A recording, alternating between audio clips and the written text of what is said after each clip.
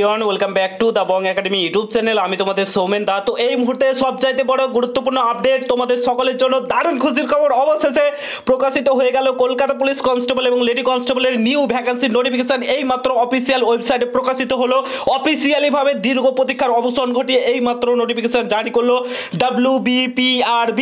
ঠিক আছে, on screen দেখতে পাচ্ছ আমরা এখন রয়েছি WBPRBর অফিসিয়াল ওয়েবসাইটে। ঠিক আছে, দারুণ খুশির খবর, খুশিটা আটকে রাখতে পারছি না। ঠিক আছে, অবশেষে প্রকাশিত হলো। তো এখানে দেখতে পাচ্ছ, এখানে রিকমেন্ড সেকশনে গেলেই তোমরা দেখতে পেয়ে যাবে একটা নতুন পেজ তোমাদের সামনে ওপেন হয়ে চলে আসবে। আমি নোটিফিকেশনগুলো ডিরেক্টলি ডাউনলোড করছি এবং তোমাদেরকে দেখাচ্ছি।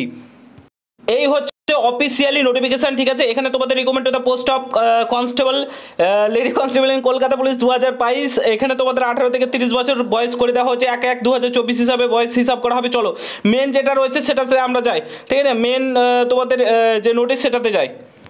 তো অন স্ক্রিন দেখতে পাচ্ছ অফিসিয়ালি নোটিফিকেশন তোমাদের recommend to the post of constable, lady constable in Kolkata police 2024-এর শূন্য পদের সংখ্যা কি বলেছিলাম দেখে নাও। তোমাদের 3464টা থাকবে কনস্টেবল এবং 270 ফিমেল। কি হলো বললাম না, যেগুলো বলেছিলাম দেখো দেখো, জাস্ট কিছুটা ডিলে হলো, কিছু করার নেই। তো এই হচ্ছে তোমাদের শূন্য পদ। ঠিক আছে, তো এখানে তোমাদের সমস্ত কিছু ইন ডিটেলস দেওয়া রয়েছে, তোমাদেরকে পড়ে পরপর শুনে দিচ্ছি। অবশ্যই তোমার এজ বলা হয়েছে 18 থেকে 30 বছর হয়ে থাকলে আবেদন করতে পারবে। 1/1/2024 হিসাবে 5 বছর ছাড় পাবে। ঠিক আছে, এখানে সমস্ত এডুকেশন কোয়ালিফিকেশন সিম্পলি মাধ্যমিক পাস করে থাকলে তোমরা কিন্তু এখানে আবেদন করতে পারবে। সিম্পলি মাধ্যমিক পাস, আর কোনো রকম কোনো কিছু লাগবে না। ইন ডিটেলস জানিয়ে দিচ্ছি, শুধুমাত্র মাধ্যমিক পাস। 167 সেমি তোমাদের হাইট লাগবে, ছেলেদের ক্ষেত্রে 157 সেমি ওয়েট লাগবে। ঠিক আছে, চেস্ট লাগবে 78 সেমি, 5 সেমি এখানে ফোলাতে হবে। ঠিক আছে, ফিমেল টিমেল এগুলো দেখতে পাচ্ছ অন স্ক্রিন তোমরা দেখতে পাচ্ছ।